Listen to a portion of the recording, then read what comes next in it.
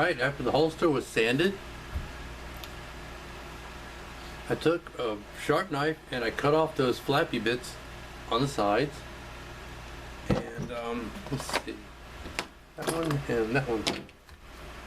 And then after I did that, I went ahead, I took my stitch groover and I adjusted it to match this spacing here. The spacing that I eyeballed to make sure that it fit right when I was sanding it. Make sure that fit right there. I cut the stitch groove, punched all the stitch holes, took my edge beveler and beveled the edges, dyed all that, and then after the dye dried, I took a sponge, wet the edge, and used my burnishing tool to go ahead and give that a nice burnish. After that,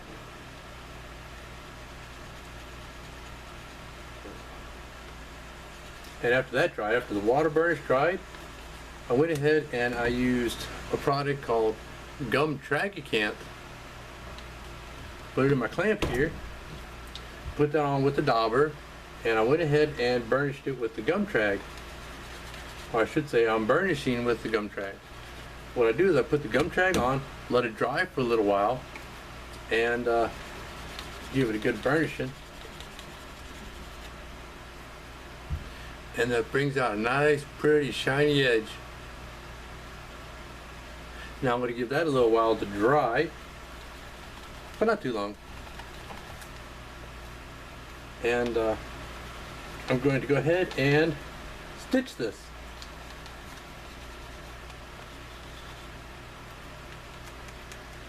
And then after it's stitched, go ahead, put the gun in it, wet the holster, and mold it around the gun a bit.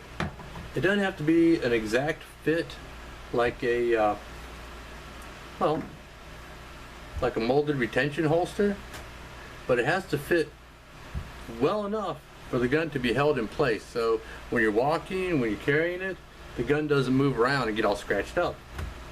Get wear marks on it. The only wear marks should be from putting the gun in and pulling it back out. Now, a word on burnishing as opposed to gum painting or using an edge coat. Gum painting, edge painting, or using an edge coat. I get things just for research. Like this is a Buckheimer holster, Buckheimer B2 for a snubby K-frame. And this has a painted edge. It's beveled, but the edge is sanded and painted. That's fine, I guess, but I prefer my burnished edges.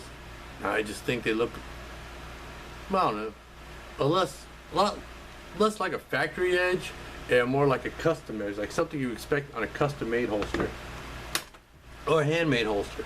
So this edge is all going to be burnished by hand, and I think it's coming out really nice. And then once I get it stitched and molded and it's thoroughly dry, I'm going to go ahead and put a top coat on it and buff that out. The belt is sitting over here, is hanging over here, and it's done.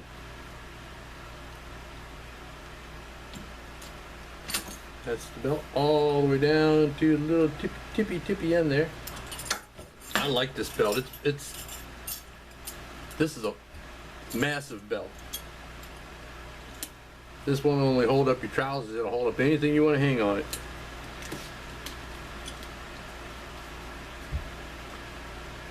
Yeah, there you go.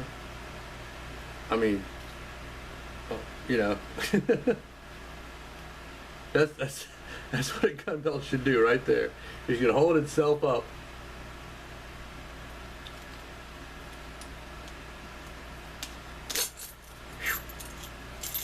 It's stiff. It'll work in a little bit, but like, I think I've shown you all this before. This is my own personal belt. It's 1.5 inches. which is pretty much like a standard size for a gun belt. But it also does the same kind of thing. Not quite as stiff, but plenty stiff for me. I hope he doesn't get a complex hanging next to that big belt. Hey, I mean, you know, it's made out of natural materials. Maybe the spirit of the cow lives on in the leather, I don't know. But this guy, I just finished top coating him yesterday. I'm gonna let him dry some more. Give him a final buff.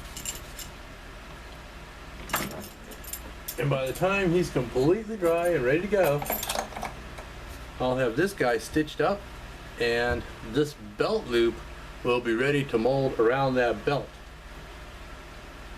But that's where I'm at with this holster now. Just got a little bit of burnishing to do. Some stitching, molding, top coating, molding, fitting, and then it's on to the belt slide. That's going to be fun. I'm looking forward to that.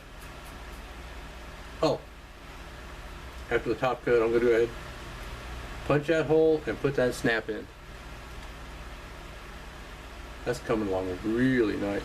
That's the thing. Even though you know the techniques and you know how to do it, and you know what follows what, and you're doing it a step at a time and observing what you're doing, it's always nice when it's done, you take and you look at it and you're like, damn, that looks good. And the thing is, once you're done with it, off it goes. Oh, word about stitches. These stitches here and these stitches here, what I did so they don't protrude into the inside of the holster, I don't know if you can see that in there, is I've recessed them. On my stitch groover, I took the guide off and I grooved the inside where the stitches will go.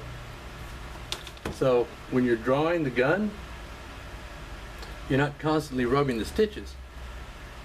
The stitches are recessed and protected in the leather.